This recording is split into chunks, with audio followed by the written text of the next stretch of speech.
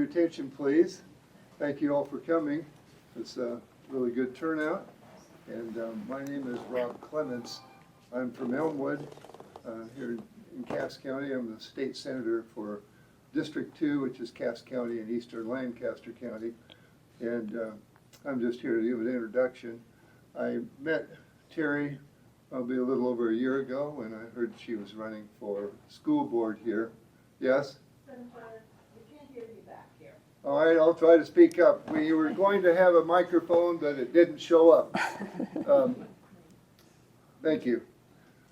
So I met Terri Cunningham-Swanson a little over a year ago and heard that she was running for school board, and especially about her concern for children and especially some of the materials they're being taught or exposed to.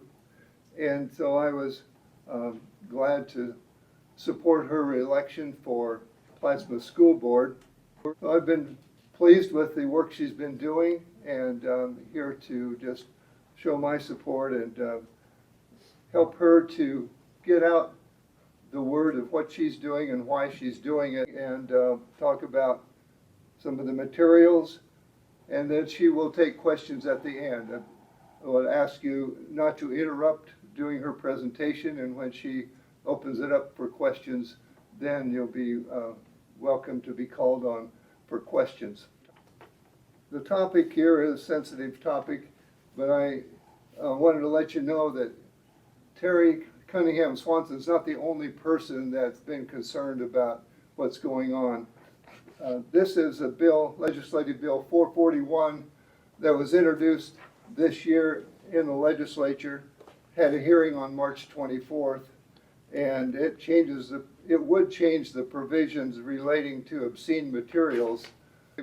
There's currently an exemption for obscene materials in K through 12 education and public libraries. This bill would remove the exemption from K through 12 and leave it for colleges and above, and would remove the exemption from public libraries. LB 441 did not get onto the floor for debate. It's still in the Judiciary Committee and will carry over to 2024, and there could be action on it at that time. But that, just wanted to let you know that this topic is already in front of the legislature, and it's not just Terri alone who has a concern about it. And so with that, I'd just like to have you help me welcome Terri Cunningham-Swanson. Thank you, Terri.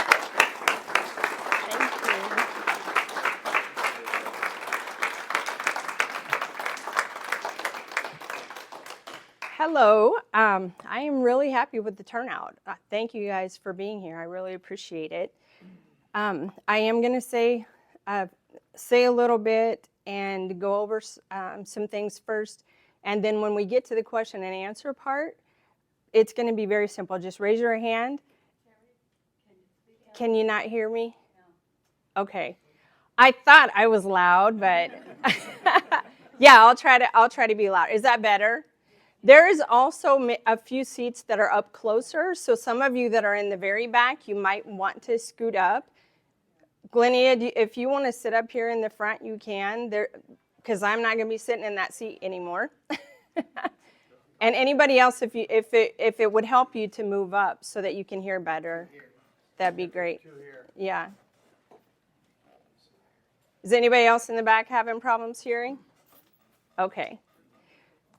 So when we get to the question and answer part, I do want to try to get to everybody's questions. Please raise your hand, and I'll just point you out and call you out, and you can ask your question, and I'll do my very best to give you an answer. I don't know everything, but what I do know, I am going to try to cover tonight.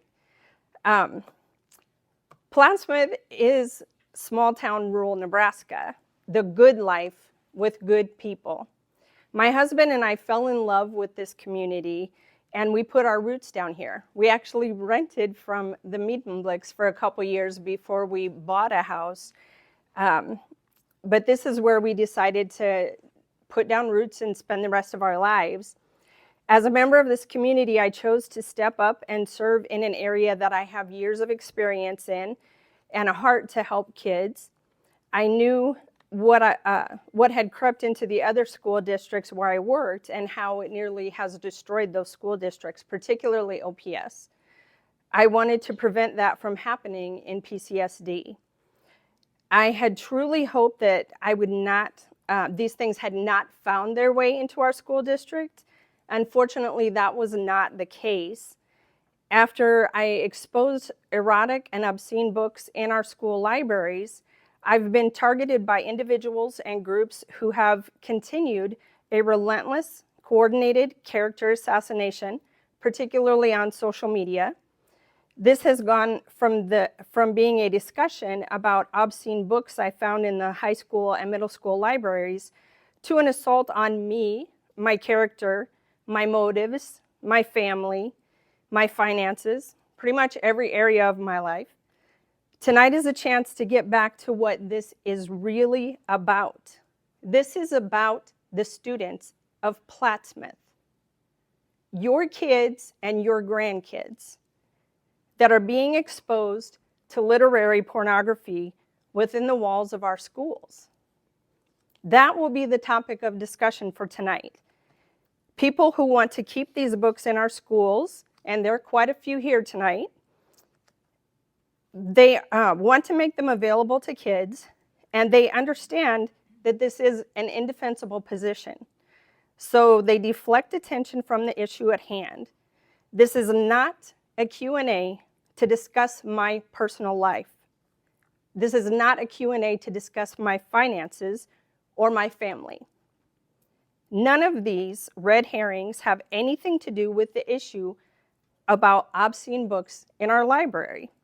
I will say this.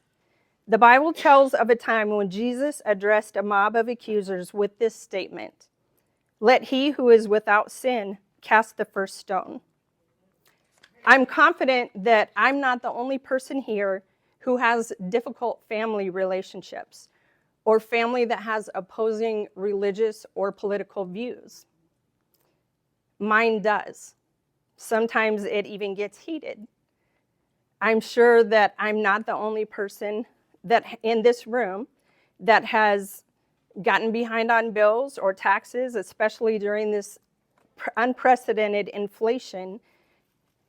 And all of these topics mentioned don't have anything to do with obscene books in the Plattsmouth Library.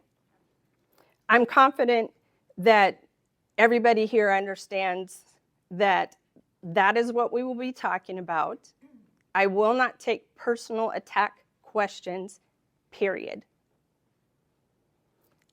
This is not just a Plattsmouth issue, as Senator Clements mentioned. I'm sure that you've all seen the same battles that are happening on the news and social media. Parents challenging books, pushing back on progressive ideologies, and trying to catechize your children so that they no longer love and respect themselves or their parents, much less morals and values, God and country. That, ladies and gentlemen, that is the goal. It's not about recalling me. It's about redefining our community standards to fit their utopian viewpoints. These radical recallers do not represent Plattsmouth values or Plattsmouth people.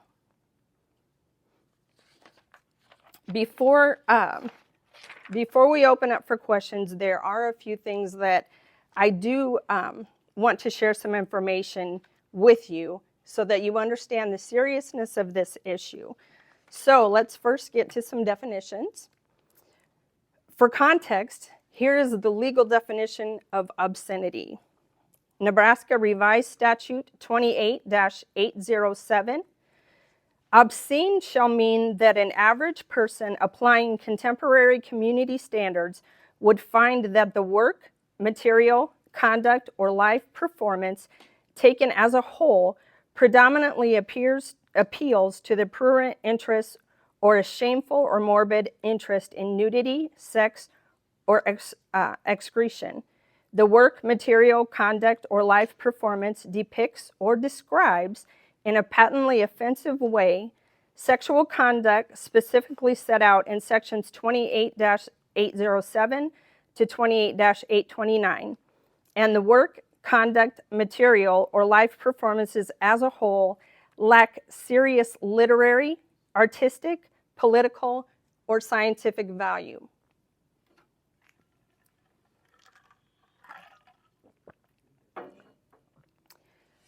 Nebraska Revised Statute 28-808. This is specific to obscene literature and material. It shall be unlawful for a person knowingly to sell, deliver, distribute, display for sale, or provide to a minor, or knowingly to possess with intent to sell, deliver, distribute, display, for sale, or provide to a minor. In Nebraska, who is considered a minor? 19 years old is when you're an adult in Nebraska. So age 18 down, you are a minor. Any book, pamphlet, magazine, printed material, however produced, or sound recording which contains any matter enumerated in subdivision 1A of this section, or explicit and detailed verbal descriptions or narrative accounts of sexual excitement, sexual conduct, or sadomasochistic abuse of a predominantly prurient, shameful, and morbid nature, and which takes as a whole is harmful to minors. Any person who violates this section shall be guilty of a Class 1 misdemeanor. It's not a joke. We take these things very seriously, and this country took these issues very seriously for most of our history. It's just been in recent years that there has been a push to, as I said earlier, change community standards. I don't believe that a majority of people in Plattsmouth are ready or willing to change our community standards so that what I just detailed is considered to be okay. It is illegal, and it is illegal for a reason, for multiple reasons, particularly the last line, because it is harmful to minors. Everybody knew that as common sense in the generation that I grew up. Unfortunately, those buffers are being pushed today. And I think that there's a lot of people that are ready to stand up against it and say enough is enough. One of my cousins said something on Facebook earlier, if I can get it right. It's past the time to stand up for what we believe, and it's time to push out what we can no longer stand. Something along those lines, not an exact quote. But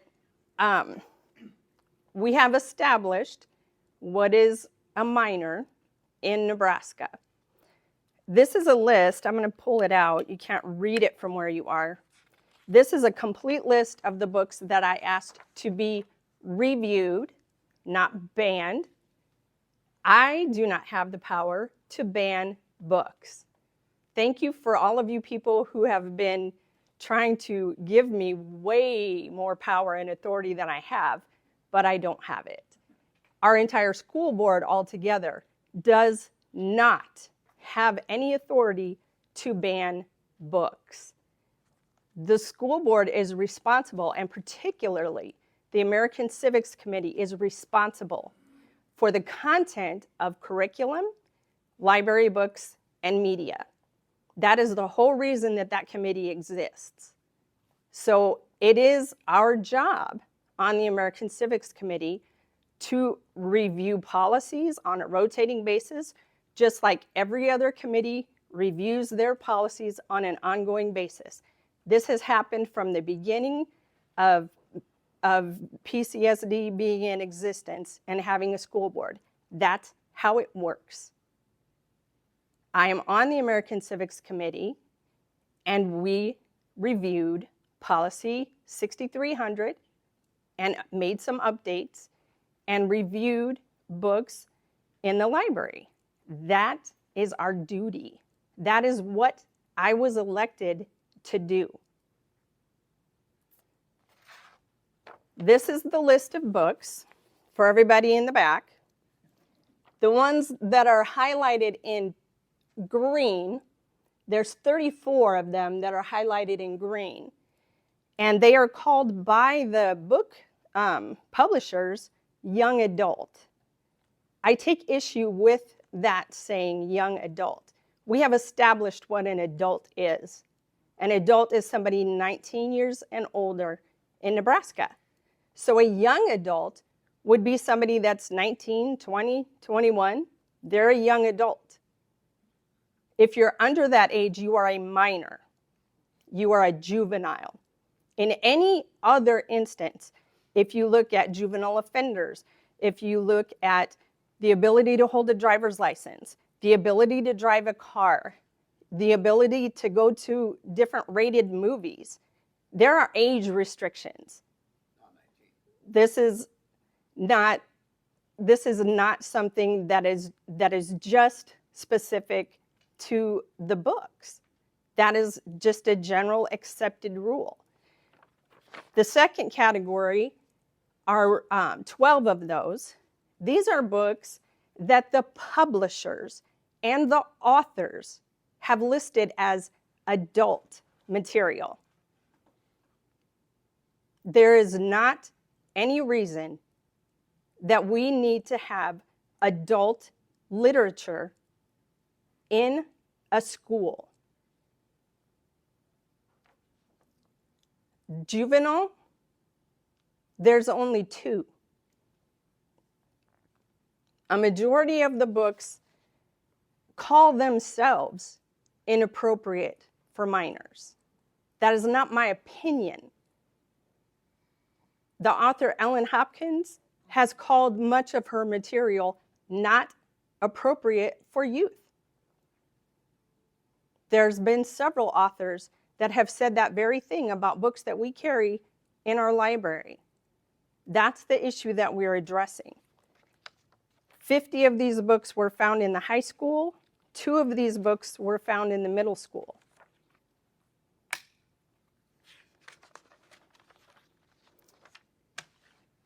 What I used to review the books that were in question was a rating system that is similar to what movie ratings would be, a rating of 1 to 5. I didn't even look at rated 1 books. That would be like rated G. So rating 2 kind of starts similar to PG, but I think that these are a little bit higher level than what this book rating system gives, but this is what I followed. Where is this book rating system from? It is from ratedbooks.org. Ratedbooks.org. It is not question and answer time. If you could hold your questions until we have question and answer time, I would appreciate it. That would make things go much smoother. Rating 2, teen guidance. Some content may not be appropriate for children under 13. Moderate violence, moderate hate, moderate profanity, non-sexual nudity involving genitalia, inexplicit sexual nudity and sexual activities, drug or alcohol abuse, illicit sexuality, and gender ideologies. Rating 3, minor restricted, requires guidance of a parent or guardian. So that would be similar to PG-13. Excessive explicit violence, extreme frequent hate, excessive frequent profanity, reference to sexual activities not involving penetration, cunnilingus, fellatio, or ejaculation, drug or alcohol abuse. Rating 4, adult only, no child under 19. So this would be similar to somewhere between R and NC-17. Explicit sexual nudity depicts depicts sexual organs in the state of arousal, obscene references to sexual activity involving anal, oral, vaginal intercourse, fingering, anilingus, and ejaculation.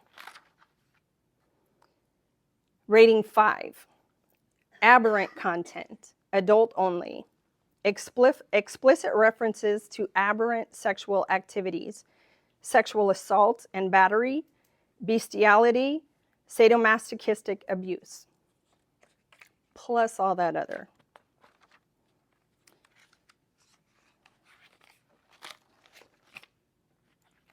So the first book that I'm going to share an excerpt from was found in our middle school.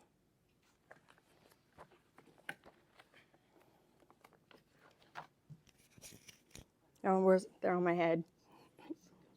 Okay. Please forgive me. The name of the book is Life is Funny by E.R. Frank. So you've read all these books? I will take questions at the question and answer time. But now I gotta leave because there's no Q&A, you're just reading it. You are welcome to leave. I'm gonna, she told me that. Thank you. That's not what the GOP put on Can their you just site. repeat the name of it?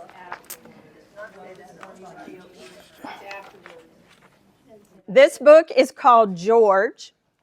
George is a 4th grader, which means 9 or 10 years old. Continue, and I will hopefully answer Ryan's question. Gender dysphoria has been a rare condition historically. Until recently, it affected only about 1 of every 10,000 people, most of them biological boys thinking they were girls. In fact, prior to 2012, there was no scientific literature showing that gender dysphoria ever affected teen girls, ever. Dr. Lisa Lippman, a former researcher at Brown University, has termed this rapid onset gender dysphoria, ROGD,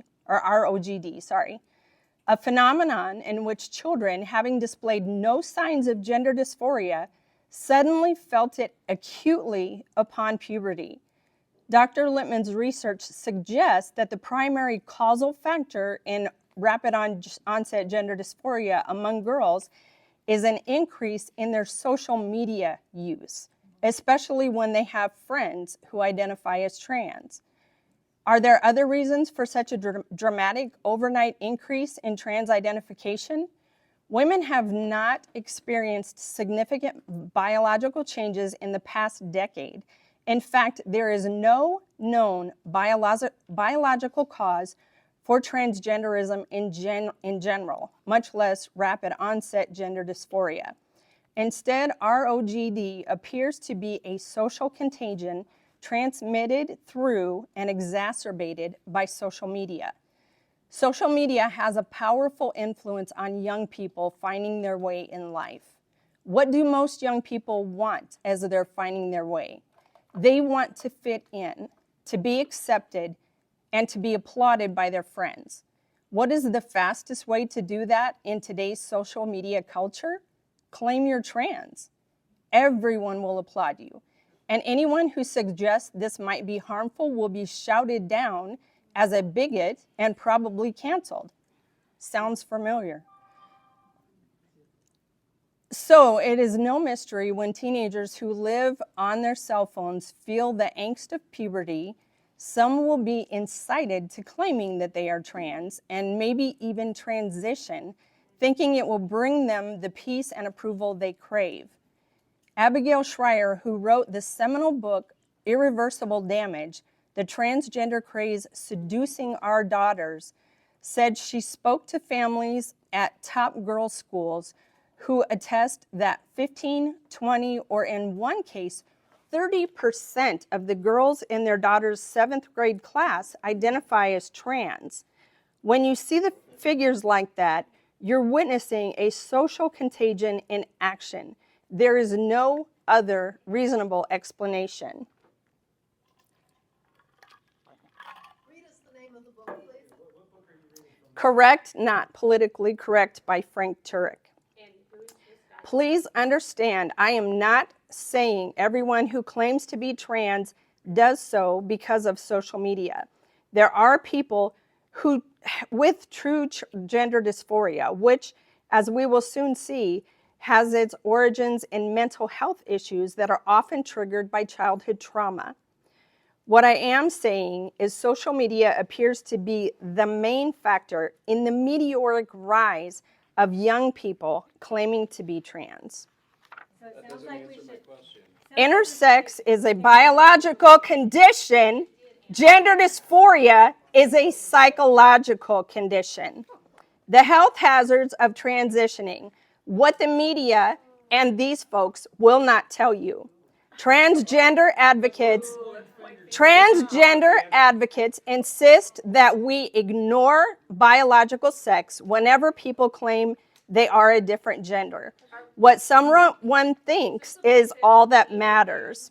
And they want everyone to bow to the idea that either through social pressure or the force of law, however well intended, that idea is disastrous. When we ignore biological sex and cater to feelings, we not only hurt the health and welfare of the individual, but also the civilization. Cross-sex hormones and sex reassignment surgeries create health problems that include loss of bone density, increase in heart attacks, breast cancer, diabetes, and strokes, a loss of fertility.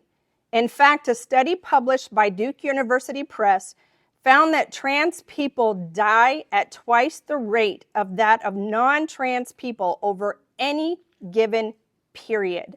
Some of these negative health effects are partially due to the process of transitioning, which is extremely strenuous on the mind and body. Scott Nugent, who went through multiple surgeries attempting to transition from female to male, wrote this about his own experience. During my own transition, I had 7 surgeries.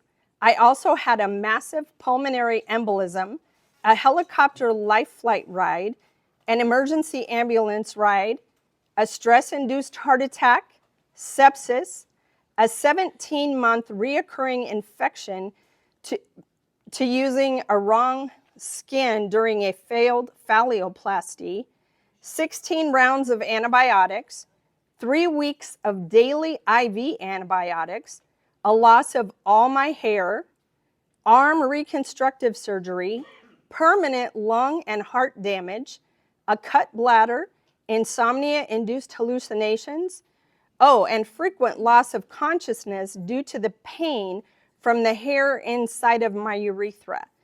All of this led to a form of PTSD that made me a prisoner in my apartment for a year. Between me and my insurance company, medical expenses exceeded $900,000. In another article entitled, "I Underwent Gender Transition Surgery, Here's What the Media Doesn't Tell You," Nugent went on to describe more.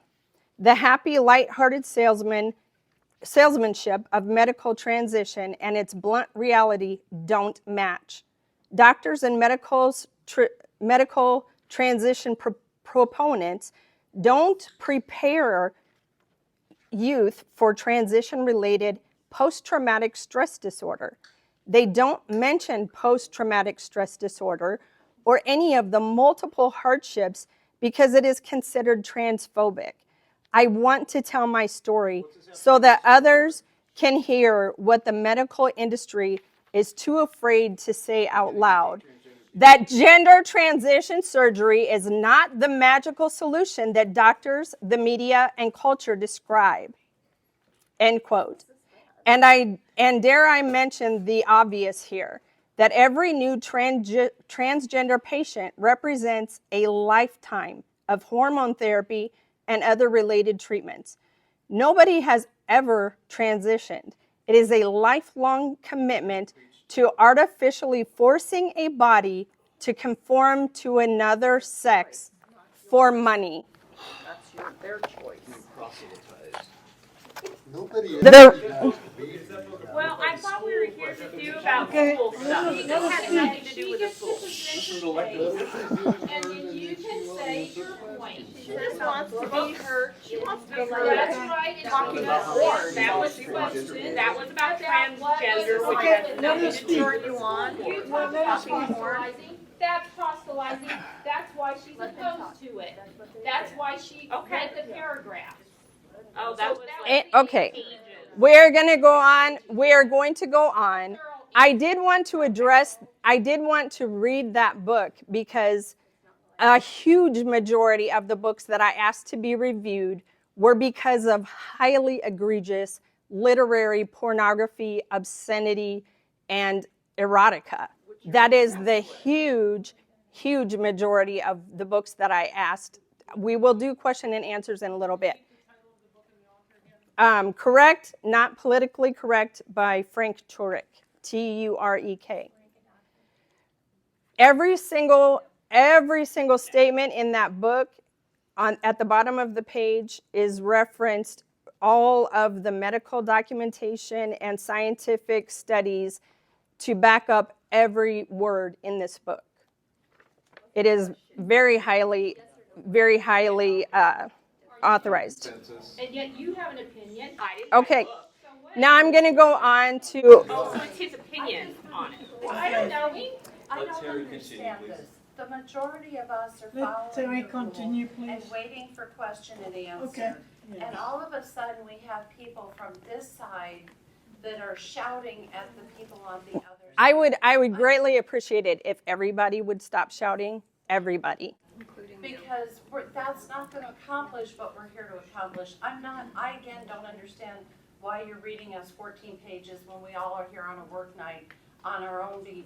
Well, for let me good get reason. back to it. So I'm allowing you to finish. Please tell whoever these people are on this side and that side. Stop. To do the same. Yes, stop. Thank you. Thank you. Rating number 3, minor restricted. This is an excerpt from the book titled Crank. This is also by Ellen Hopkins. Those are all books that were found in the Plattsmouth High School and middle school. That first one that I read was from the middle school. Excuse me? It's not. It's not in middle school. You just emailed the librarian. I have the 2 books at my house that were pulled out of the middle school library. Neither one is the title of that first book that you recommend. If you want to check the list of books, the list of the books that are in the review process is on the PCSD website. I pulled up that initial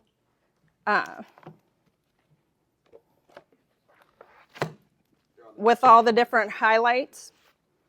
That was printed directly from the Plattsmouth Community School District website. And it is a list of all of the books that were found, and it says where they were found.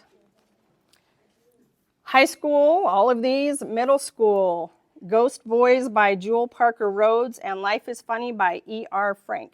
I did not make up this list. This list was made up, I'm not even sure, probably either by it would have been the principal, the director of curriculum, or possibly the superintendent. This was on the superintendent's page. So according to what, there was another book that people were making claims that it was not in the library. I didn't know if that one was going to come up. But this is the Plattsmouth Middle School website to look up library books. What are the contents in the Plattsmouth Middle School library? One of the books was called Neanderthal Opens the Door to the Universe. It is right here, Plattsmouth Middle School, and it says available. So there have been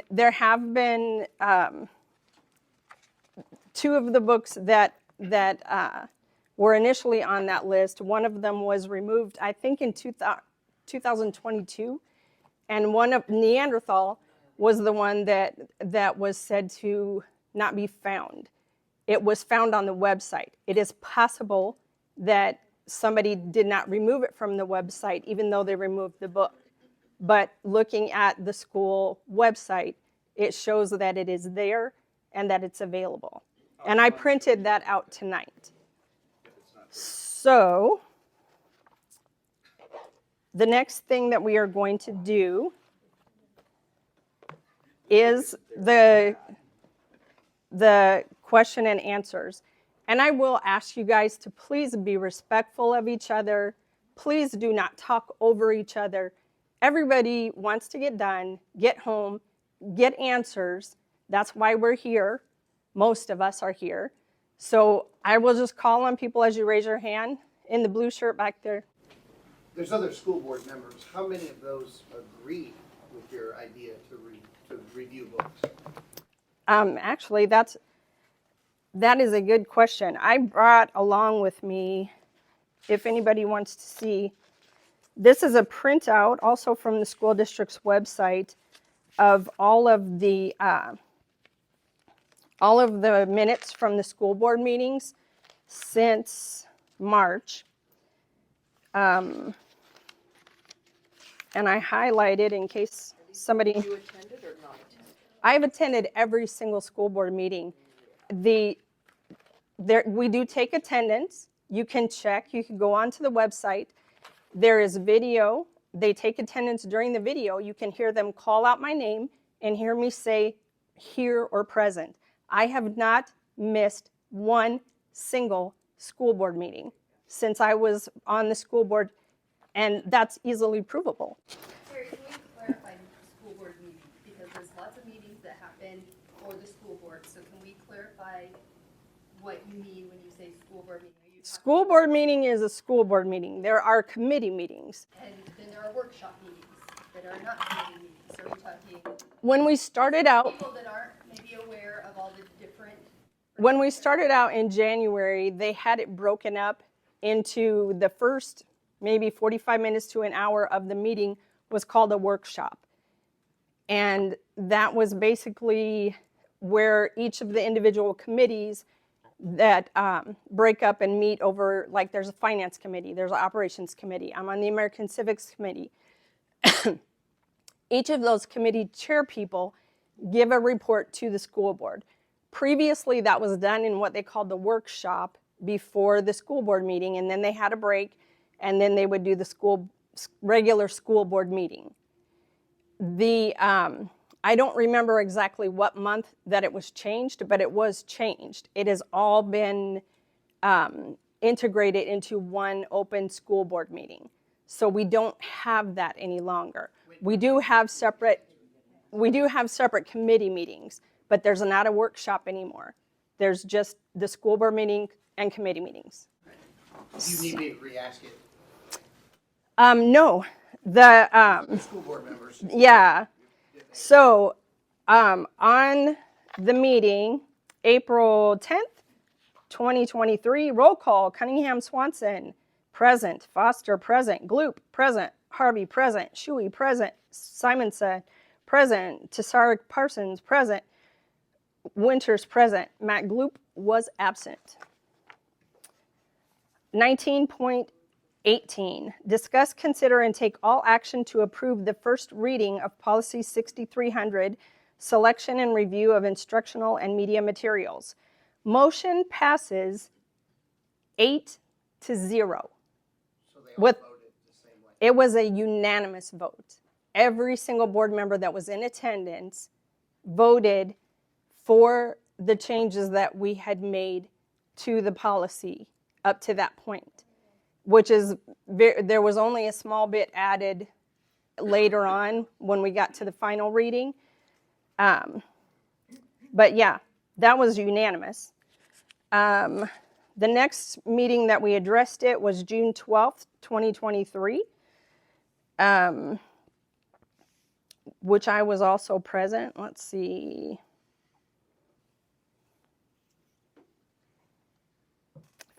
5-4, so everybody was present at this meeting. Discuss, consider, and take all action to approve the final reading of Policy 6300, selection and review of instructional and media materials. Motion passes 5-4 to table until next month's meeting. Motion passed 5-4 with a motion by Foster, seconded by Cunningham-Swanson. Harvey, Muller, Shuey, and Simonsma voted no. That was not voting no on the policy itself. That was voting no to table it because other board members had more questions and they weren't clear on it. And there was enough questions that a majority of board members thought that it would be best to table it for a month and come back to it once those questions were answered. Sounds like they all agree with you then. Pretty much, yes. At least on this one, a majority vote. They agree to the policy. They- not review books. The policy is to review the books. Let's get that straight. The policy is not agreeing necessarily. I won't speak on behalf of them, but they agree that there needs to be a review process in place. Makes sense. Can I ask your name? Nikki Rodino. Oh, that figures. Doesn't Her brother is on the school board, so she probably knows a lot about the school board. Please stop.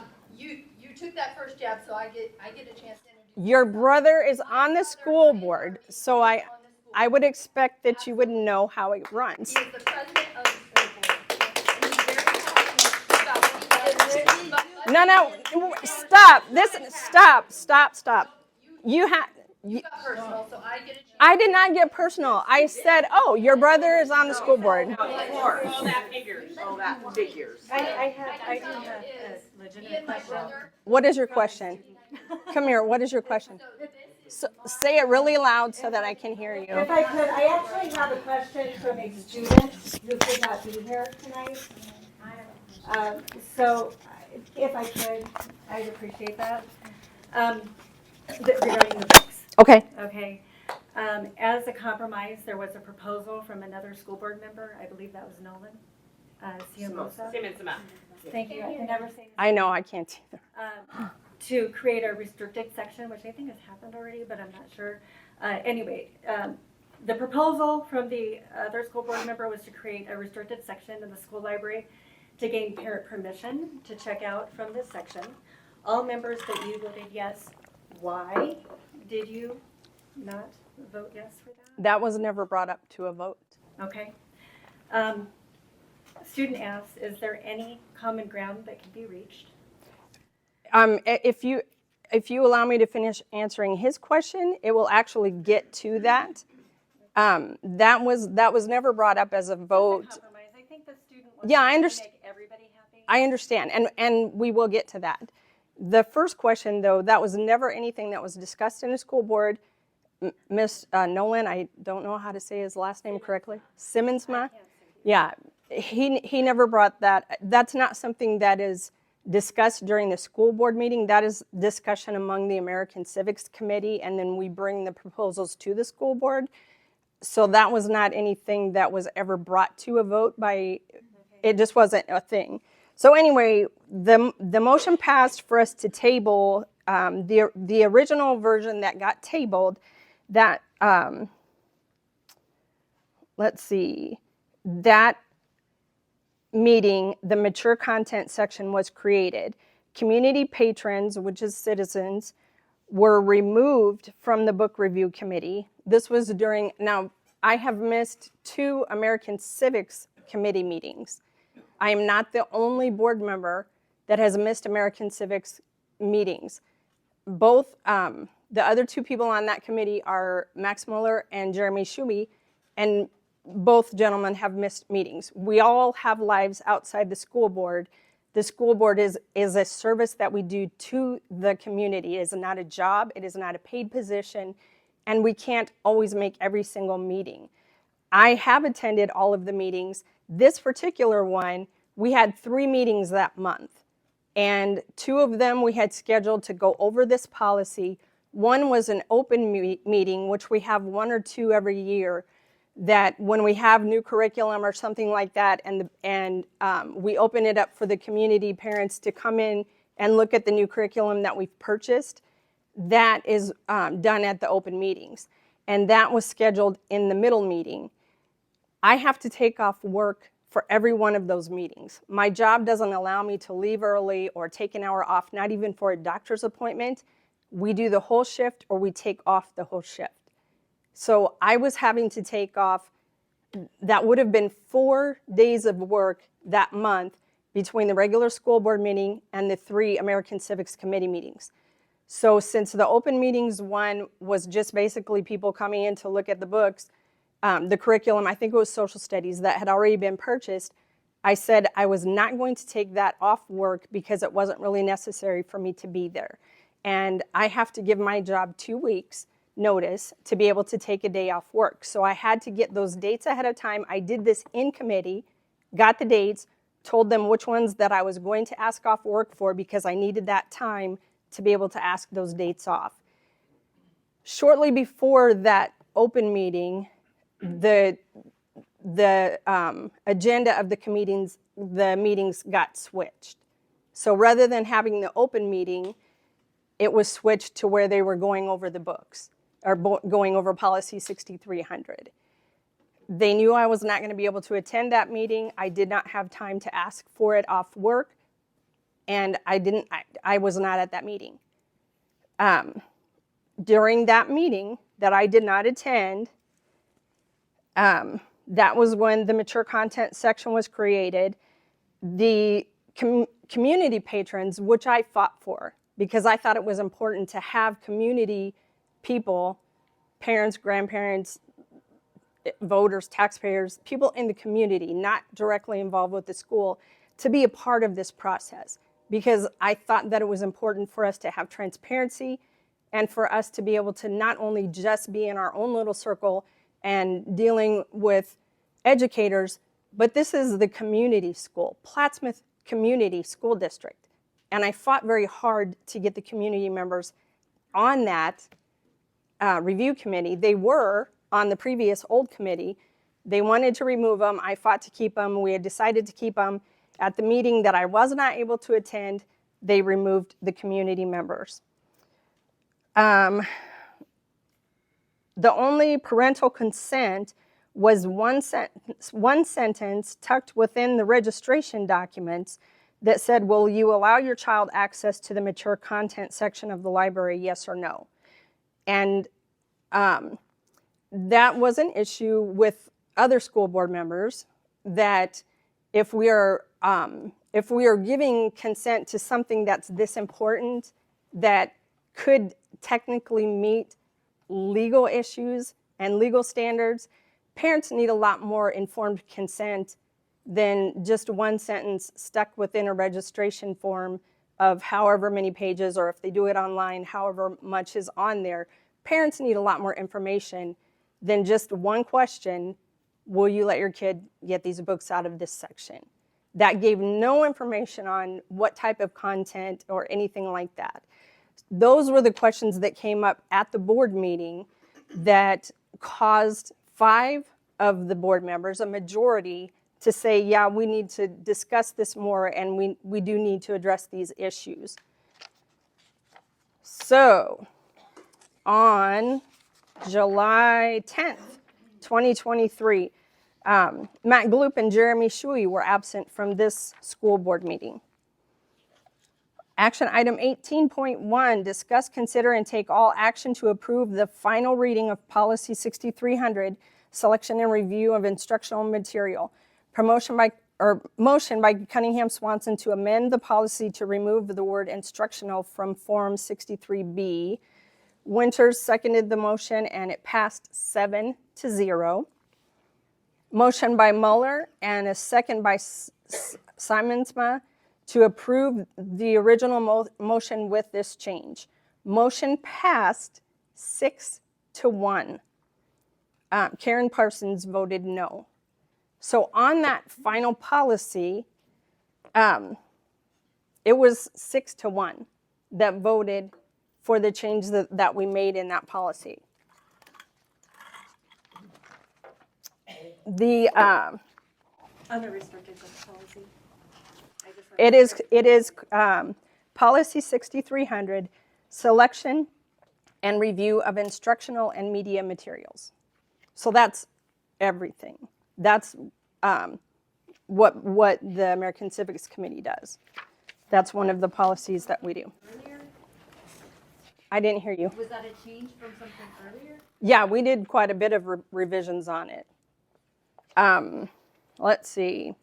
This reading included changes, renaming the mature content section to restricted, the creation of a parental consent form that clearly spelled out to the parents what type of content may be found in the restricted section, C Form 6300B, which I will get to, and safeguard from students being able to go online and click yes or print out a form and sign it without parental knowledge by requiring parents to come to the school in person, and for both parent and students' signatures to be witnessed and signed off by an administrator or an administrative assistant. So those are the changes. For ID to make sure that that is the parent. And then yet I can check, yes, my child can go on a field trip. When you, Registration, but yet you're not, I mean, my kid can go off and register herself and check that. no, she cannot. That's what I just said. Yes, she can go on the registration and check that she can go on field trips. Oh, field trips. I thought you were So talking about this. What's the difference between these books and field trips? Field trips, they are leaving the school. Books are books. I just explained to you the difference of these books. Checking to make sure that the parents are actually parents, signing papers.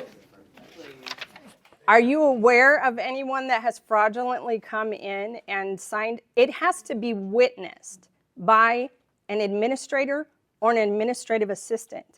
If there is a fraudulent signature that you're aware of, please make us aware of that so that we can get to the bottom of it. Are you aware of that? Has that happened? I'm just saying, what's the difference? So apparently that's something that has not happened. Okay. So now I will answer your question. You've had your hand up for a long time. Yeah, I was just curious, how did these books make it into the library? And who does the approving? How did they get there? That is an excellent question, and I have asked that question multiple times in our committee meetings in particular. And it's my understanding that the process has been, the library has a budget of about $300 a year to purchase new books. Those books are originally chosen by whoever is the media specialist librarian, and they can pick the books that they want to have. Some librarians will go and look up what books have won awards, like the Golden Sower Award or different things like that, or they'll just look on different websites. Some pick books that they think are appropriate and the students would like, and that list is given to the director of curriculum, and the director of curriculum brings that to the American Civics Committee. That has not happened yet while I've been on the American Civics Committee, but then the American Civics Committee, would then take that to the full school board for a vote on whether or not to have these books or purchase these books. I'm not aware of anything, like I said, process has not happened since I've been there. So I find it highly unlikely that most of the people in that chain had any idea what was the content of most of these books. I did have an opportunity after a school board meeting to talk to the previous librarian, and I asked her directly. I worked in schools for about 15 years or more. I also have multiple family members that are teachers. I saw some of this happen in other school districts. I know one thing that happened in OPS was the Susan Buffett Foundation donated millions of dollars to schools in books, and they just sent in boxes and boxes and boxes of books. So a lot of those librarians and teachers were like, oh man, that's incredible, and they stickered them and put them up on the shelf, and may have not had any idea or had any time to even check So when I was asking her, I was hoping that that was possibly something like that had happened. And I asked if the books were donated, and she said, I wish. We only have $300 and that's it, and we don't get books donated, which is sad. I asked her specifically if she was, well, she asked me first, why did I think that I needed to be, she said, banning, which again, I don't ban, but banning books from the library. And I said, let me ask you a question. Are you familiar with Ellen Hopkins, who I've read multiple excerpts from Ellen Hopkins? And she said, yes, I've read every one of her books cover to cover. Have you? And I said, I have not read every one cover to cover, but I have read enough content of every one of the books that we had in our library to understand that they're not appropriate for a school.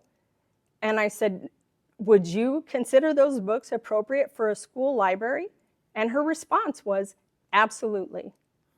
So that was disappointing to me, and we have a different opinion. I'm still answering a question. I will get to you. I wanted to comment because right now, I think that's very unfair for you to quote that conversation here without the other librarian here to explain her side of it.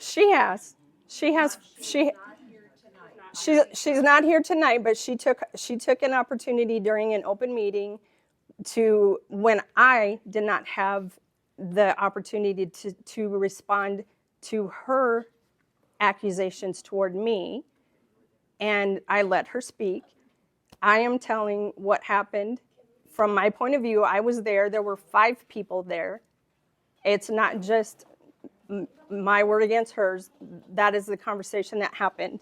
I would just like I feel very uncomfortable that was done. And I think because she is the professional, and I just thought it was uncomfortable. It just made me very uncomfortable. I really wanted to ask you some questions, but at this point, I can't stay because it's obvious that the questions we want to be asked, you're going to slant even more towards the answers you think we should hear. Ask your question. Can I ask a quick question? Yeah, Can you answer. please tell people when you are bringing up somebody like the previous librarian to not sit in the back and defame them? We are being kind and respectful to you and not calling you out. Please, these people in the back are calling her a groomer. Well, I would. And I think that is very disrespectful because these people do not know this lady. And because there is a book in there does not make her a groomer. I would. I have children who've gone through high school and in middle school, they are coming and telling me they don't read the books, but they already know who's having sex at school, what's going on. I've heard a lot more stuff. In middle school. It has nothing to do with the books. Why do we have a vape? It doesn't have to do with the books. It's stuff that they All right, we're stopping all of. You asked a question, and I will answer. Stop, everybody, stop. I asked at the beginning for everybody to please be respectful. I mean that. Everybody, whichever side of this issue that you're on, please be respectful. It is not helpful to any of this. The reason I wanted to have this meeting is so that we could actually deal with the issues of the books in the library. That is what started all of this. That's the gist of all of this. I didn't want personal comments, questions asked of me, and I don't want nasty comments made of anybody else. So stop. Yes. So I have a question. What psychological effect happens when the children are exposed to that content? Actually, you know what? Thank you. There is a doctor here in the room, and I will let the doctor answer that. Dr. Linda Vermooten, can you please answer that question? Are you a doctor? Clinical psychology. Clinical psychology? Please be respectful. She's going to answer that question. No, I'm answering the question. Well, go ahead and give your credentials. Give your credentials. I just wanted credentials. Then listen, please. Answer the question. Shh. I want to know, please. Can you please give your credentials? I think that's important. I'm licensed as a mental health practitioner. I'm licensed as an independent mental health practitioner. My doctorate is in clinical psychology, specialized in children and adolescent psychology and practice. That's the bulk of my practice. Is that any better? Yeah. Yeah. Okay. In Omaha? Lincoln. We've heard the definition, which is objectifiable by law, of obscenity. The definition of pornography is also objectifiable by law. It's not an opinion. It's clear. It's very clear. The excerpts we have read clearly fit within the confines of the law within Nebraska if you go back and read the statutes. I'm not trying to So be there's weird, but I have multiple- a microphone, so I should probably stay here so Okay. that you can be heard. There's multiple research out there. If you just do a cursory look on internet, you can find lots.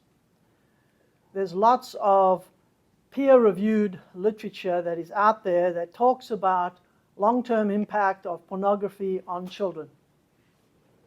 So these are not my own opinions. This is after digging through research and having the privilege of testifying earlier this year at the legislature on the bill that was referenced earlier. One of the articles talks about, well, there's several that talk about long-term impact on children.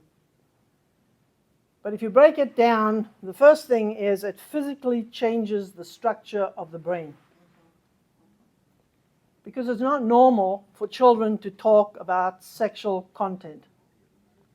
Kids don't normally walk around talking, they're just trying to figure out, hey, am I a boy or girl? What does that mean?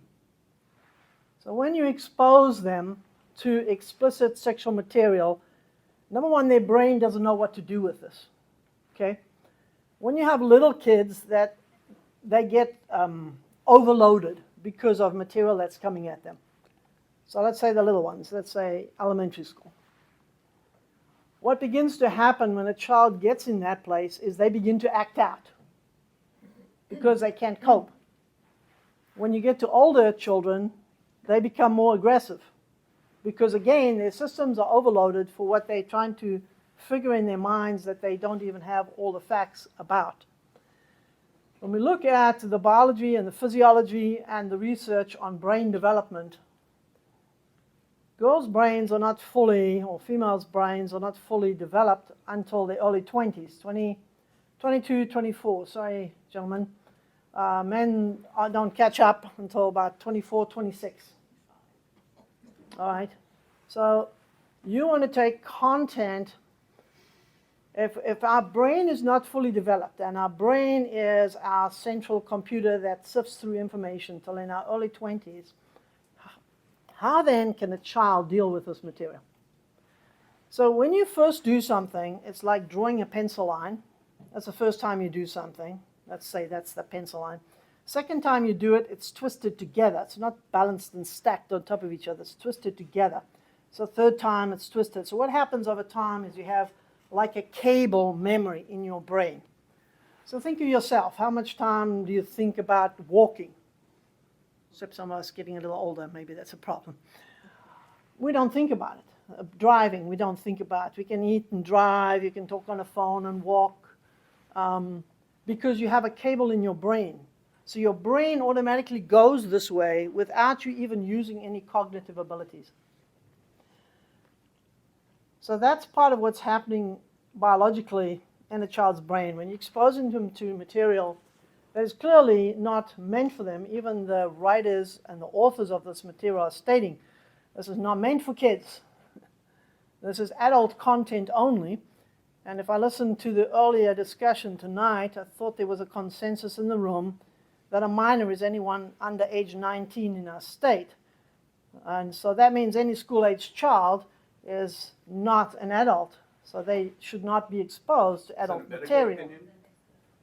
The second thing that happens is it changes their view of themselves when they're repeatedly exposed to pornographic material.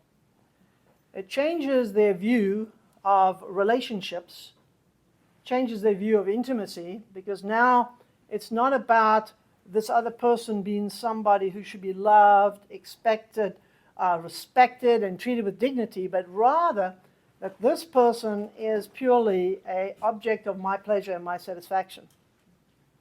It changes their interpersonal views of other people. It changes their interpersonal views of other children. And what do we know about any addiction? Pornography is an addiction. People struggle with that all the time and consult my colleagues and other people like me and say, I'm struggling with pornography, how do I get free of this? And it's documented as an addiction. And when you have an addiction, what happens over time is you need more and more, just like any other drug, you need more of the same.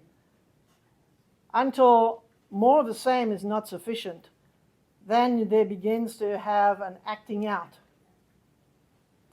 And so we have to be careful that we're not introducing material that's changing the biology of the brain, that's changing the view of themselves, changing their view of relationships, changing their view of intimacy, and changing their view of others, of peers in their classes. Doctor, you need to be clear about the nature of the pornography. For example, it sounds like what you're referring to is something that, you know, a hardcore pornography. Pornography, period. Which would be like a video of people having sex. What we're talking about, and I'd like to hear, these studies that you're talking about, were they done with hardcore pornography, the videos and things, or these books that have dirty words in them? No, look, you cannot show, it's illegal to show hardcore pornography.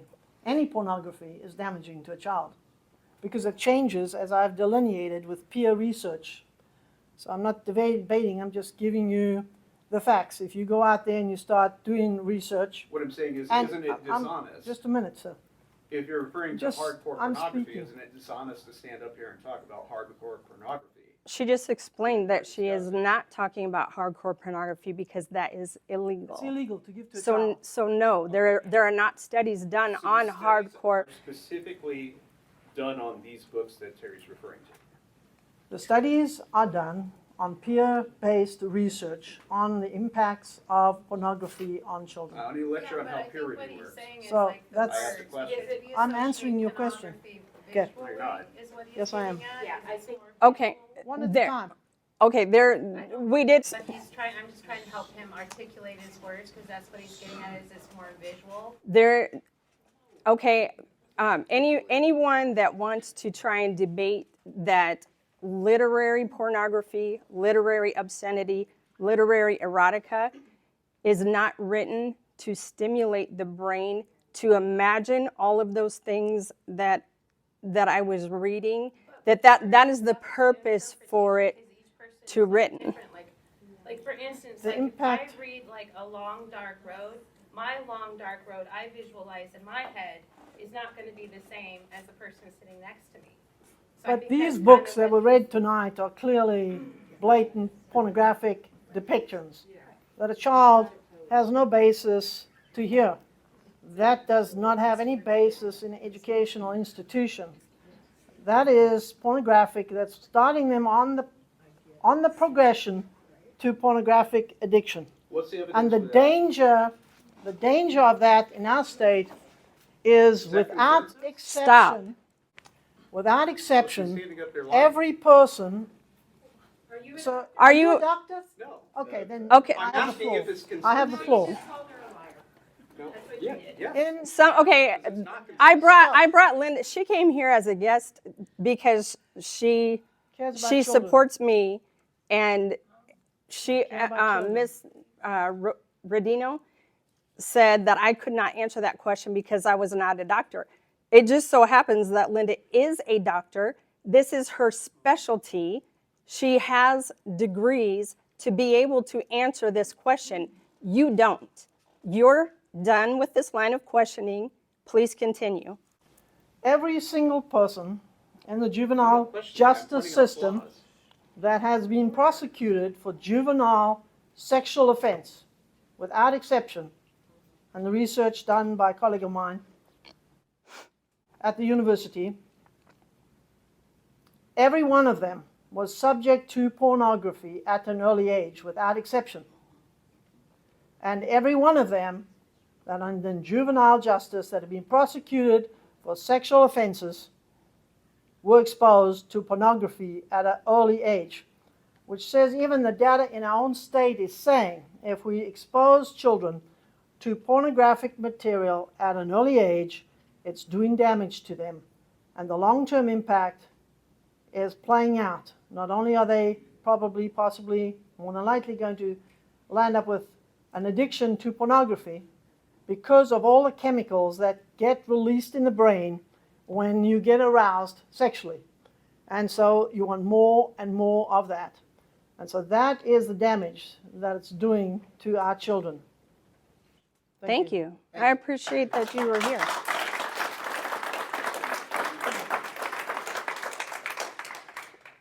I don't think I've had you ask. Pornography is legally defined, and it is extremely hard to identify and to say that any particular item is pornographic. And I can guarantee no library has pornographic material in their collection.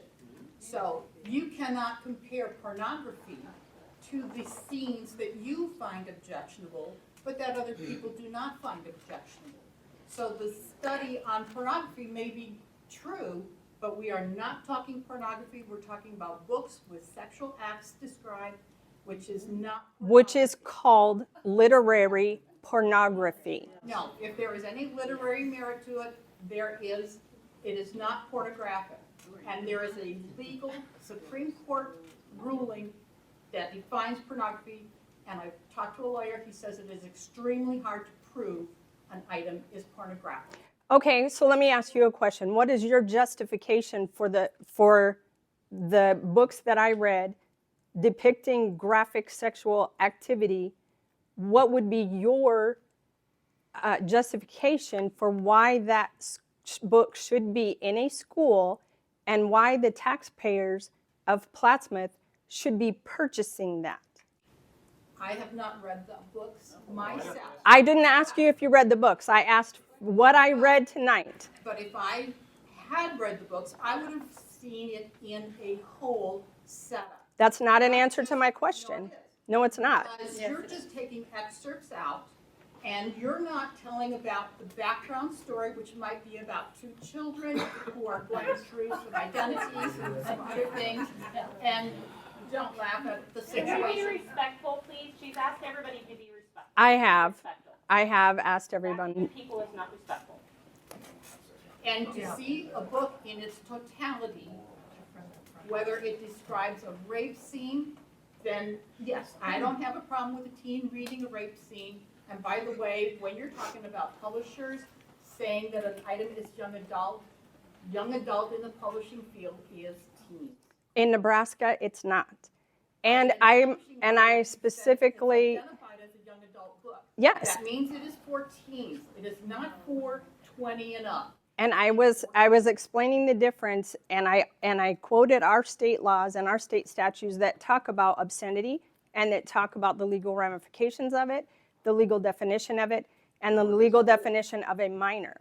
So that's why I started out with that to lay the foundation. We live in Plattsmouth, Nebraska, and so we fall under the laws of the state of Nebraska, and that's why I brought it out clearly. So I will move on. Lady with the camera, you had a question. What's your question? Or did you not? I'm sorry. Did No, I pick? did, Oh. but she sat down. So my question on her line of when you're doing a study, what is that material that they are actually looking at with those particular people?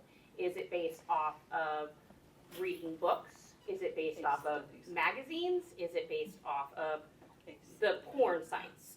What exactly, with they do these studies on children, are they pertaining to when they say porn? What were these children doing, subjected to? Reading a book that has some sentences in it or a paragraph about some sexual act? Or was it basically they got exposed to?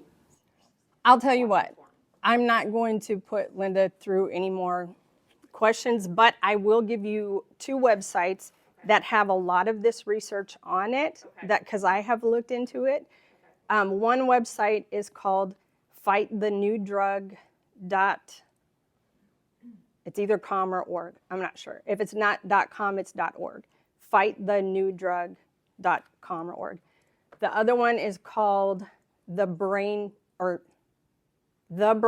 Porn or Your Brain on Porn, and it's .com or .org. I don't remember. I sometimes type in the wrong thing. Both of those do have a lot of those studies, and you can do a deep dive, and they have links to the studies and all the information you possibly want. So that's a good resource that you can check that information out. Fair enough? Yeah. Okay. In the back, you had your hand up first.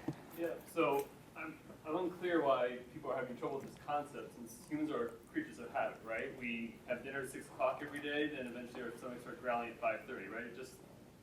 Athletes make millions of dollars on this concept of muscle memory, right? We do things, we learn it, it becomes a pattern and ingrained in who we are. So I don't know why people think that literary pornography is any different. So that's not my question, though. How do you address people accusing you of working alone to to ban books or change the policy, right? Like, what would your response be to those claims in the media? Okay. Thank you for your question. I'll repeat it because some people didn't hear it. His question was, there have been a lot of accusations on the news and in the media making it sound like I am the one person that is driving this entire thing, that I am the one board member that has had anything to do with the book review or the policy changes or anything like that. So thank you. I addressed some of that in the different minutes that I read from the meetings, what those votes were. The initial vote was 8-0, and we tabled it for a month. That vote was 5-4, and the policy itself was finished. The final version was voted in 6-1. So there has been absolutely not a single step done of this entire process that has been me alone. That it has been anybody that knows anything about boards, about how they operate, one person cannot get anything done on a board. Everything goes to a vote and majority rules. One person is never a majority. So yeah, thank you for asking that. That's been flying around a lot, and it is just a complete ignorance of how the process works. In regards to the concept of banning books, going to her point of if a parent wants a kid to read a story about 2 kids having sex, right? You're not saying they can't buy that book for them, right? There's no banning. Yeah, correct. Yeah, the banning is another thing that has been repeated multiple times, and specifically banning a book means that you are stopping people from having any access to that book. And we are not stopping anyone from having access to that book in multiple, and a lot of people have argued and said, well, why can't it be in the schools? They can get it anywhere else. They can get it online. They can get it at the library. Yes, so apparently that book is not banned because it's available on multiple, every place else that you go. What we have to consider as a school board is what is appropriate inside the walls of the school, period. We don't have anything to do with what happens inside a person's home. If a parent allows their child to go to the library and access that material, if they buy that material for their children from Amazon or whatever, that is completely, whatever you do, you do. That has nothing to do with what our duties on the school board are. But we are responsible for everything that's in that school. And not only, this is one argument that was made during the discussion within the committee, was their library books. We are not forcing anyone to read those books. They are just library books, not curriculum. And my answer to that was they're available if we purchase a book and put it on the shelf in the library. That is basically giving our endorsement for that book. And most of us on the school board, by those votes, the vast majority do not approve of those books and do not want to give our endorsement to those books being in our school. And the other thing to consider is that $300 every year comes from you. Yes. It comes from the taxpayers that we are forcing you to buy those books. And I don't think that there's a majority of Plattsmouth citizens that would be okay with saying, yeah, here's my money, go buy some more Ellen Hopkins books. I don't think that those people are the majority of citizens represented in our community. You had your hand up first in the back, I think. And you asked a question, which was, what is the justification for having these books in school? Well, yeah, I've been in Plattsmouth about 12 years. I come from Baltimore, Maryland, one of the worst places on the planet. I don't think anybody can argue that point. Well, when you have books with racy content, put it mildly, those books are approved by the American Association of School Libraries, and then again by the Nebraska Department of Education. That's where the books come from. That's the answer to the question that was asked of you earlier. Now, these books are designed to help young people grow, okay? Now, I know people are going to sit here and go, oh, God, it's got Thor Dick in it. Okay, great, it does. But they have content about sex and drugs and violence and bad home life. And the people that need those books the most don't have access to a parent that is going to explore with them and talk to them. And they might need something to go, hey, maybe I'm not alone. You know, maybe, hey, I'm a 13-year-old that got knocked up. I went to a middle school with 12-year-olds that were pregnant. That's not an abnormal thing where I'm from. Now, maybe if there had been books in 1986 that were available to those girls, they might not have been in that position. I have friends that have been shot and killed in the street over drugs. Now, maybe if they had access to books, they would not have been in that position. And yes, the content is very hard. Life is very, very hard, you know. But you're talking about restricting books to high school kids. Every last one of them has a cell phone in their pocket. They're watching this stuff. Half of the people... Is this still your question, or are you just... Then ask... I'm not asking you... What is your question? No, I'm answering your question. You've given quite enough. Did anybody justify those books in school? I'm answering right now. Okay, and I think that you have given enough of an answer. I will say that exposure, I organized this. It is my meeting. And yes, I do have it's okay for me to say that's enough. If you don't agree with that, you're very welcome to leave the meeting. It's fine. Dealing with drugs, or a young teenager that is having a hard time talking to their parents about sex, or a young teenager that has gotten knocked up. The Bible. Yeah, that's good. If you want to talk about the Bible, let's go talk about the explicit sexual stuff So you want to in talk the about the Bible. Bible? Okay. Incest. I mean, It's full of all sorts of slavery. Okay, all right. I am going to pull everybody back and say that we need to stop and we need to be respectful. The one thing that I would answer to all of that is, again, the only thing that we are talking about is whether or not those books are available in the school. So if you think that your child or other people's children, whatever, should have access to that kind of book, they can go to the public library and check those books out. I am not stopping or banning books or preventing children from reading things that you or other people think is totally fine. What I'm saying is that it is different. We do have standards of what is available in our library. And the policy has always said, previous to the changes and after the changes, says that what we provide in the school has to meet community standards, that it has to have certain educational value, that it has to support our curriculum. There's a lot of standards that are in that policy. I would invite you, I let you speak. I wouldn't. School librarians in the Nebraska Department of Education, every last book in there.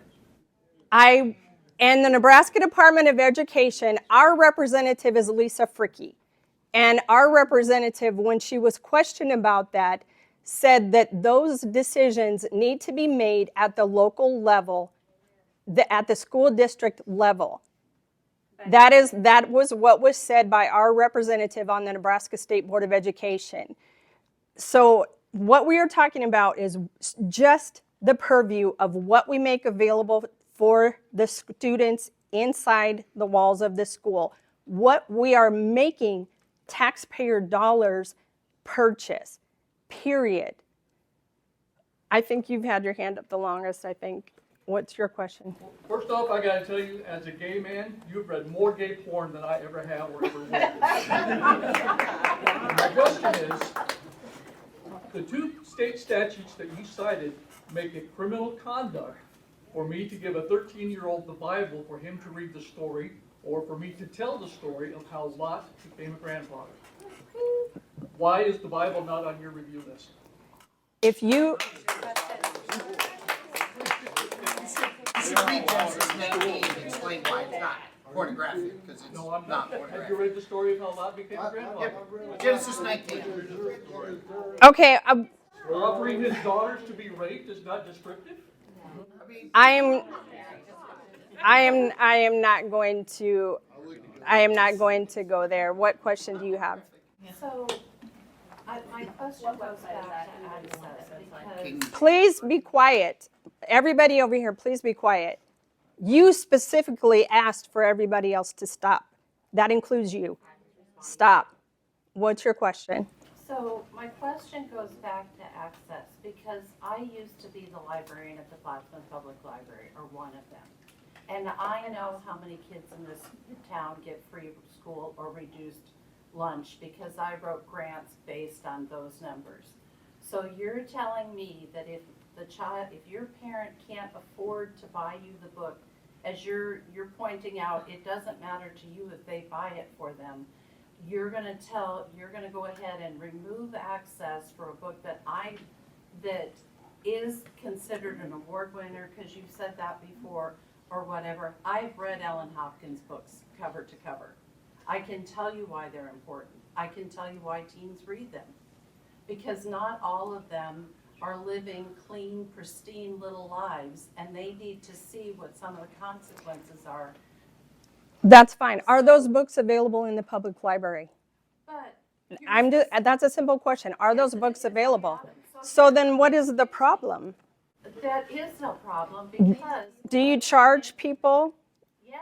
You charge Because, people yes, to If you let me finish, you've already got all these questions in your head about how you're gonna do finish? what I'm saying, and you're not letting me finish, because in the city of Plattsmouth,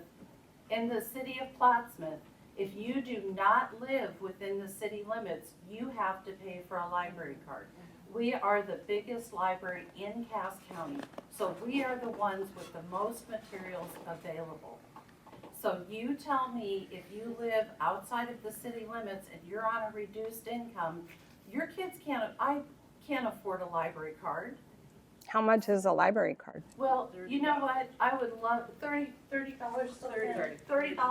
year, but I will tell you the number of people that would come in and say to me, I can't do that. My kids can read while they're here, but I can't. We would do summer reading and try to give away library cards to get people to come in.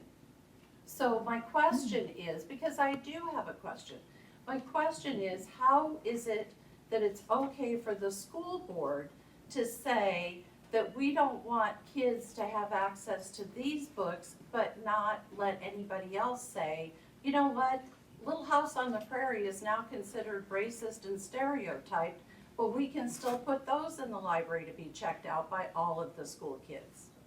That's my question to you. Where is it your to pick and choose the books that are available within the school walls that I pay my tax dollars for? The answer to your, stop, I am answering the question. The answer to your question is because I ran for office and I ran explicitly saying what my intentions were when I got on the school board. I was elected to that position by the voters of Plattsmouth. I was placed on the American Civics Committee. The duties of the American Civics Committee are to choose what curriculum, library books, and media are in our school system. Now, another thing that I would point out that you're probably being pretty disingenuous about is that when you said you were a librarian, librarians purge libraries constantly. You purge books because they're not checked out. You purge books because they get worn out. There's a lot of reasons. You find other books that are new that replace them. Libraries are purged constantly.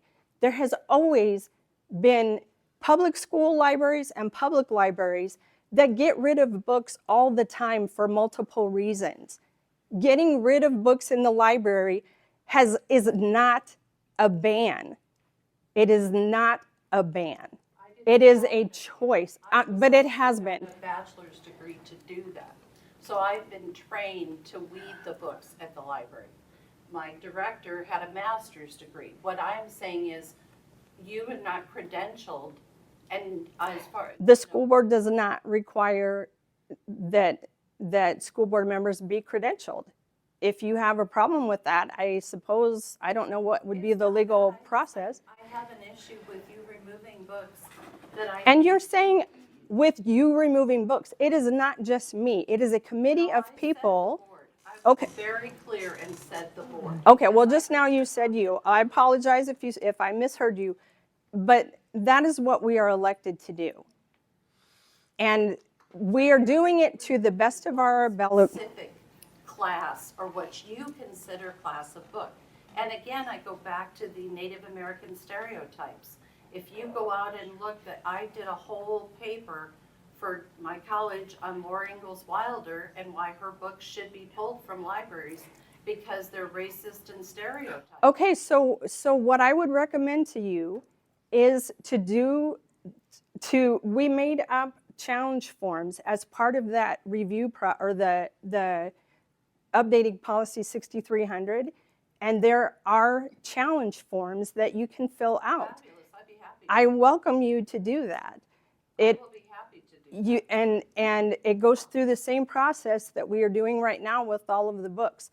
Any library book whatsoever that we have on our shelves, it is up for you to be able to say, I challenge this book.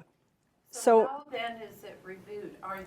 Who is doing the review for the polling or the reviewing of whether or not they're going to be? I understand it's the board, but off the board, are there other people involved in this process? The way that the policy is laid out, I should read it exactly so that I don't screw it up. Well, I know there's some teachers There's a committee that was put together by the principal of whichever school that the book was found, so the middle school principal and the high school principal, along with the director of curriculum. They put together an ad hoc committee. The ad hoc committee is made up primarily I believe that the media specialist is one that is supposed to be on that committee. Excuse me, along with other people in the schools. Originally, the old policy that we updated, prior to it being updated, it included at least 2 community members. As I said, that was removed. I thought that was a mistake because I thought that we needed to be more transparent to the community and have the community involved in that review process. I appreciate you doing that, I really do. And please don't get me wrong, I'm not unappreciative of your service. I'm not unappreciative of anyone's service on the school board. I just had some very specific questions. My other question then is, if there are teachers on the committee, which I understand, are they using websites or reputable sources to review the books? Personal opinion? I don't have any access to that. Are we That paying is, them outside of school time to do these reviews, so it's costing us more money as budget payments? As budget, not budget, what am I trying to say? Tax dollars for this process? well, hold on just a Sorry, second. I'll stop, because I know she's dying to talk, so. Well, I address those questions too. I think that's a legitimate question as a taxpayer. The committee, I am not a part of that committee, the review committee, so I honestly could not tell you what resources that they use. I have no idea. The process is that they will come to a decision or recommendation, and just like all the other similar processes that I described before, the committee will take that to the curriculum director, who will bring that to the board, and they will go through that process. I had to read reviews and get an overall view. I couldn't just buy something because I liked it. So, Okay. As a whole, but okay. That's the process as I understand it. And as far as the money part of it, the way I understand it, and I did ask because I don't know that part either. That is something that's done internally inside the school. The way that I understood it is that if there were teachers that were working outside of their contracted hours and they weren't salaried, that they would be paid additionally. I did contact the payroll department and asked for that information, and I didn't get it as of this meeting because I thought that question might come up, but the impression that I got was that it was not a huge amount of money, but those questions would probably be. I don't know if the superintendent is involved in that. If you could email the superintendent and ask, or if it might. Website, it says that if you have questions about policy, you follow the hierarchy, which would start at the building principal. If they can't help you, they'll go to the superintendent, and if they can't help you, you go to the president of the building. That's the hierarchy for the Plattsmouth Community School. Okay, go ahead. Okay, I can answer her question because I got interested in that, and so I decided to do my own research. I called and I spoke to the principal. Teachers are reading the books off the clock. They are, in fact, being paid. Thank you. I appreciate you finding that out. Okay, your question? I got a little confused and I can't remember the title of the book that you were reading about transgender. George. Okay, is that one of the books that's on the list? Yes. You read it verbatim, I didn't have to use, letters or anything to stay away from words that were maybe offensive. I don't understand where that comes in any way, anywhere near pornography. I have never called that book pornographic. I said the vast majority of the books that are on that list, let me finish. The vast majority of the books that are on that list are because of graphic sexual content. Again, I said there are other criteria that we have to follow, whether it is information that could be harmful to minors, whether it supports the curriculum, whether it meets community standards. There's a whole entire policy. I would recommend that everybody go to the school board website and read Policy 6300. I'm not going to read it tonight. It's 3 or 4 pages. But read it, and it gives you a whole list of all of the different criteria for selecting and deselecting books. So based on all of the information that I read, that particular book is being reviewed. It has not been removed. It is being reviewed. One of the criteria that I didn't mention is that if it covers a controversial topic, that both sides have to be represented. And so there were some books that it's like, okay, if we're showing this side of it, are we showing the other side of it? There's some that were pulled because, is this information harmful to minors? There were multiple different criteria.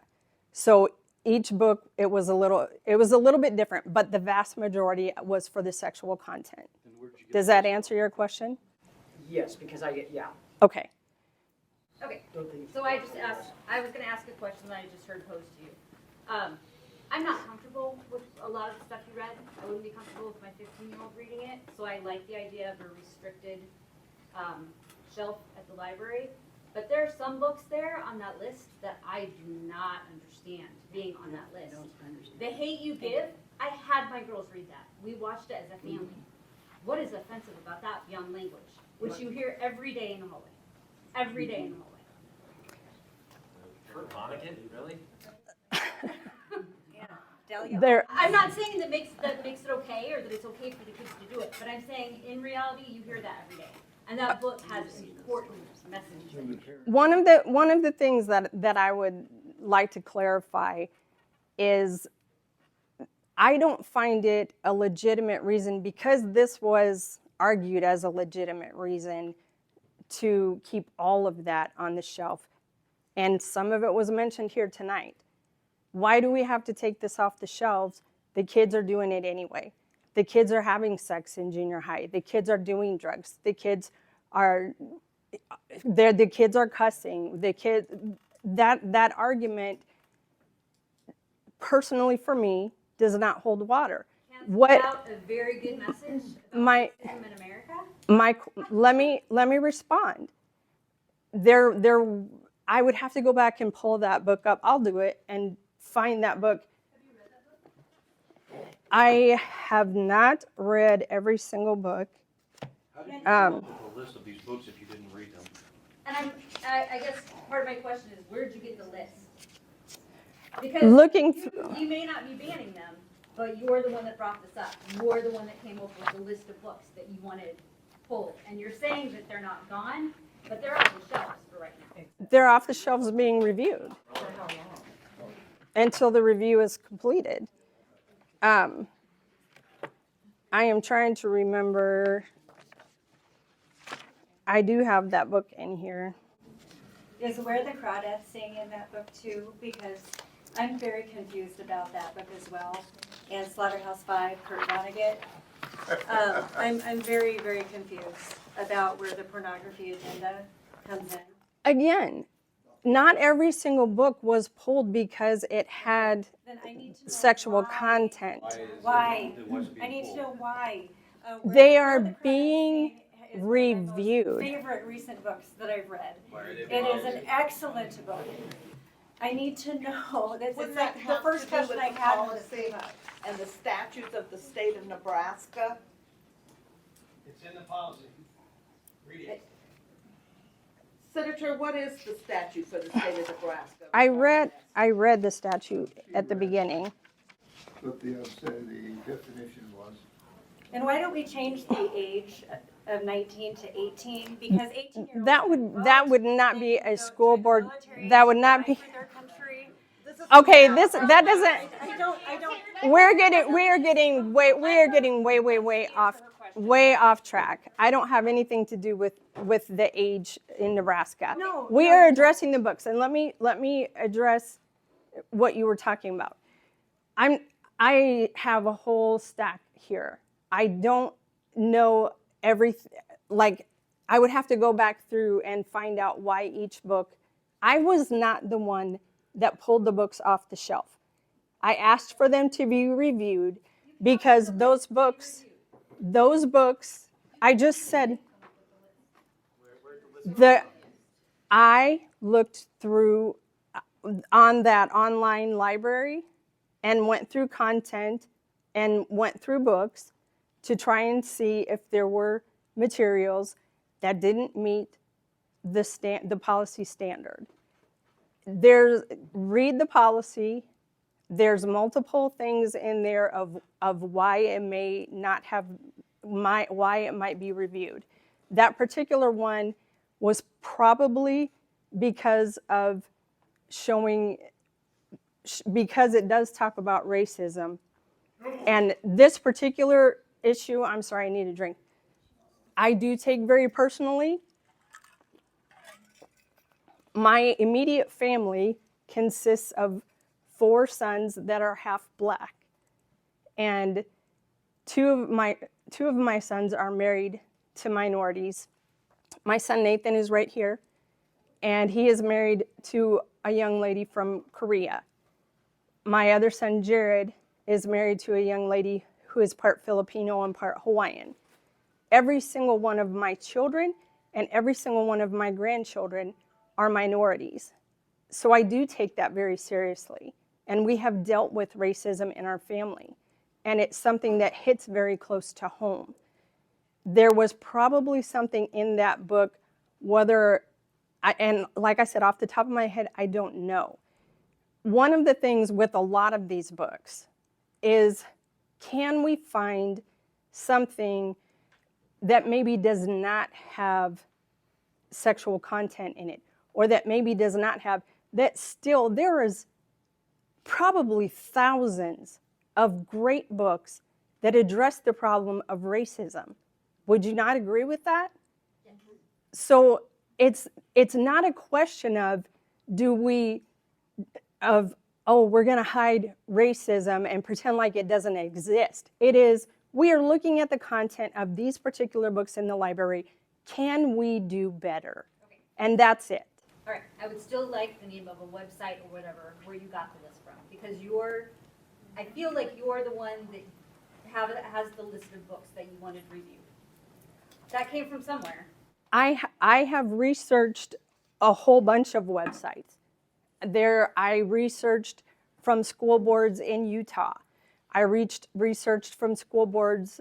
God, I did months of research on all types of school boards and problems that were happening in different schools. There are multiple websites out there that talk about books that have been challenged. Some of them I saw on videos on YouTube, or not YouTube, on Facebook. If there was something that I thought was problematic, I would go to that school website, look and see if we had that book. It was a very long, arduous process to look. And I was checking to see, I can see how that would be a problem. Do we have that book? And I want to reiterate that the first book she read from the middle school is not at the middle school. The librarian has been there 2 years. She says she's never seen that book. I have the 2 books in my possession that were banned from the middle school, and neither one has the word fun. There has not been a ban. There has not been a single book banned. From the shelves to be reviewed. I apologize. If I was you, I would call either the principal or Dr. Hasty and ask who put the list of books that are being reviewed on the website. Those books are listed on the website as they are with that committee being reviewed.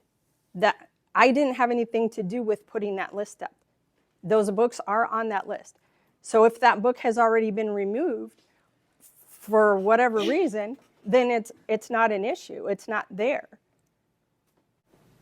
It's not on the list now.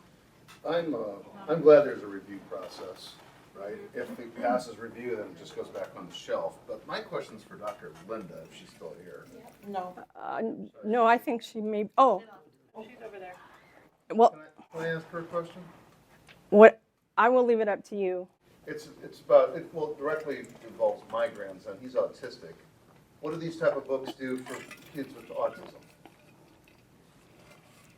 If they were to get a hold of one and read it. Is there any studies with autism and porn? I didn't look at any of those, so I won't Okay. speak to those done in that quick part. I want to say, from a clinical perspective, probably it's complicated because, it's a complicated situation that we already have with basic It's 9 o'clock. Okay. environments. But I did not look at any specific studies on this. That's cool. Is there anybody that has a question that I have not already called on? Because it's already 9 o'clock. Go ahead. You partially answered this, but the way policy 6300 is written today, are you satisfied with it? And do you anticipate any changes in the near future? It's been in place since July 10th, and I don't anticipate any changes in the near future. Are you satisfied with it, how it's written? I think for the most part, yeah. The committee has not finished the review process, so actually using the policy hasn't happened yet to see how it actually fleshes out. So I'm hoping that it will be very helpful. The policy 63, all of our policies are on the PCSD website, pcsd.org. And I can't tell you the exact stream, but I think it's about and something else, and then they're all along the left-hand side. And did you have your hand up? I did, but I'm also trying to word my question. So give me a little bit, I'll come back. Do you want somebody else to go? Go ahead. Do you have a question? Yes. A lot of the faculty at the high school have been called groomers, pedophiles. Not by me. And a lot of people that oppose you have been called groomers and pedophiles. Do you agree with that? I do not agree with that. I am not cool with name calling whatsoever. I have been the subject of lots of name calling myself. As I said, my children are biracial. I don't like derogatory terms whatsoever. I have not called anyone a groomer. I have not called anyone a pedophile. I have not said anything along those lines, and I don't approve of it. Did you have another question, Ryan? Yeah, Terry, I had a question here. So you wrote that 80% of U.S. schools' curriculum is being controlled by Islamists who want to change the way America thinks. Obviously, I wrote that? You wrote that. Yeah. When, you don't remember something do you have, where did you dig that up? It was from your Facebook page. For how many years ago? Maybe a couple years. You don't So remember something you believed 3 do years you ago? remember something that you wrote on Facebook 2 or 3 years ago? I could remember believing a batshit crazy claim like that. Please control your language. Why? We're all over 19. Yeah, but I don't want to hear it. Right? So Okay, I'm gonna wind it up. I do have no. You have had multiple questions. Quickly. I'm a mother like you. Yes. 2 of which are biracial.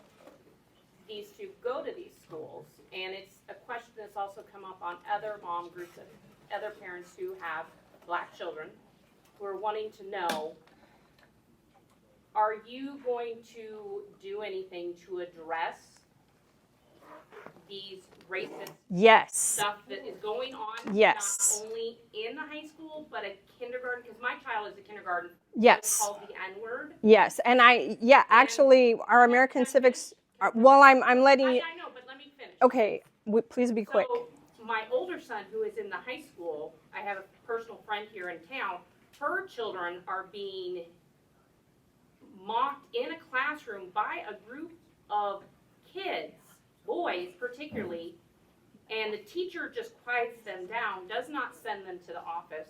There is nothing done to these children.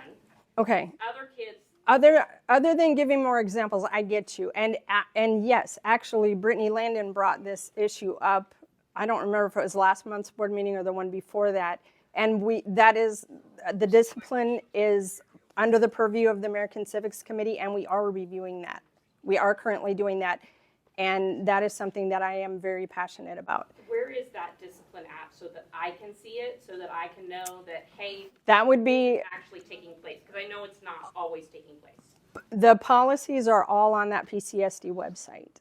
And I couldn't tell you the number of the discipline policy off the top of my head right now, but all of the policies are on that website. And how do you make sure that the administrators in the school are That's taking care of those that's what we're addressing. in there where, okay, it's this kid gets I'm sorry, I am going to stop you because this is a personal thing. We are addressing it, and I will tell you that I'm very upset with what I've been hearing from parents, and this is something that I will not let go. And as much as you guys think that I'm an extremist when it comes to the books, you wait until that issue comes up, because you're talking about my kids and my grandkids and what they went through. And we will get to the bottom of that. We are addressing it. And that is an issue that I absolutely will not tolerate. You have my assurance on that. Please feel free to email me directly with specific things that you have. My whole thing was locked up for several weeks and I couldn't access it. And I'm going through over 200 emails that piled up while my thing was shut down. But I've got most of them cleared out, so you should be able, it's up and working now. So please, if you have concerns about that, I do want to hear that. One more, we do have to go. All I was gonna say is, out of the 7 school board members, 6 of them voted to review books. Yes. The only one that's here explaining everything, so I appreciate it. Thank you. Yeah, thank you.